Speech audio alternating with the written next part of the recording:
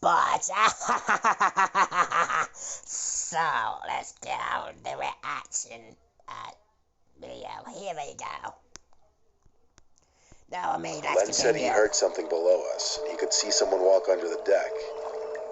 The deck doesn't have a stairway leading down. You have to go inside and downstairs to get down there. Okay. So my dad and I went downstairs and out the back door under the deck. Alright. There was nobody there. Okay. My dad called out a bunch of times to confirm this. We went back upstairs. The thing is, Steve swore by it as well that he also heard someone speaking from under the deck. Regardless, we cut the game of beer pong short and went inside, making sure to lock the door. Oh my god, I'm an idiot. My mom and dad were up in their loft bedroom, while I was in the living room playing PlayStation. Boomer and Butch is going to That's when it started. Loud, aggressive bangs on the sliding door. Accompanied with the bangs was a man's shrieks and screams. Sounded like he was screaming for help. What? The curtain to the door was shut, so we couldn't see who it was. But apparently everyone in the house heard it. Because my brothers and parents came rushing to the living room. What the hell? My dad yanked the curtain open to find himself face to face with some red-in-the-face man banging his fist on the glass, begging to be let in. He was claiming he was hurt and needed help. My dad asked, "Where are you hurt?" He didn't answer that, though.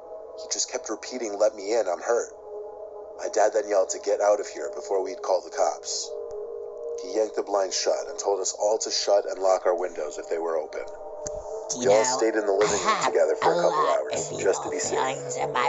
He had a movie on in the background as we talked. Eventually, with no other uninvited visitors outside, we all split off into our respective rooms for the night. Video star, but that was I was browsing YouTube videos in my bed when it happened. The crash of shattering glass so loud it made me jump out of my bed. My heart instantly started racing. I didn't know if I was the only one who heard it because I didn't hear my parents or brothers running out of their rooms. I picked up the phone and called my dad's cell. He picked up and whispered he heard it too, and to stay in my room and lock the door.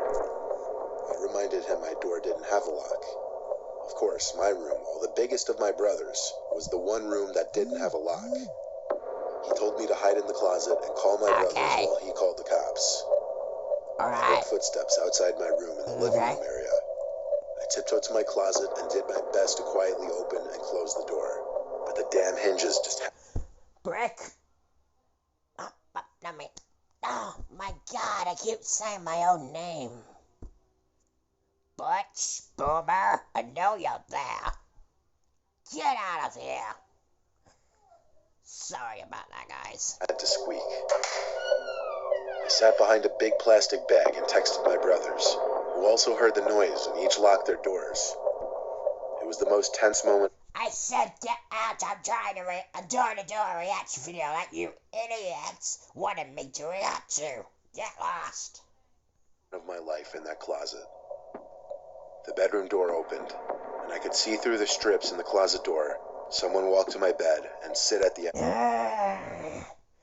What did I tell you, idiots? Out! Edge of it. He then took off one of his shoes and started shaking it, as if to get something out of his shoe. He put his shoe back on, then his head actually turned to look at the closet door. I felt as though he was looking at me. There was just this silence for the longest time, until he finally spoke. "I know you're in there. I'm sure your family already called the cops. I'm not sure what my next course of action should be." At that moment, I had to decide whether to stay in there or make a break for the door, and I chose the second option. I burst through the closet door, screaming as some kind of adrenaline boost. I made it to the door, expecting him to lunge for me and grab me, but he didn't. I ran up to my parents' loft and banged on the door. My dad opened it and let me in. I waited with them until the cops entered through the freshly broken back door. Then we left the room to meet them. The man who was sitting on my bed was no longer in the house. We checked every closet, under every bed, every little crevice of the house. The cops recommended we tape a bunch of garbage bags over the door and shut the curtain, and also that we stay awake for the night. My dad stayed in the living room the whole night, and first thing in the morning, he ran to Home Depot to buy a glass pane to fix the door. We're still actively quarantining in this house a week later. We'll send updates if the man returns. $70,000. Go away. That's how much one of my students made not long after joining. Okay.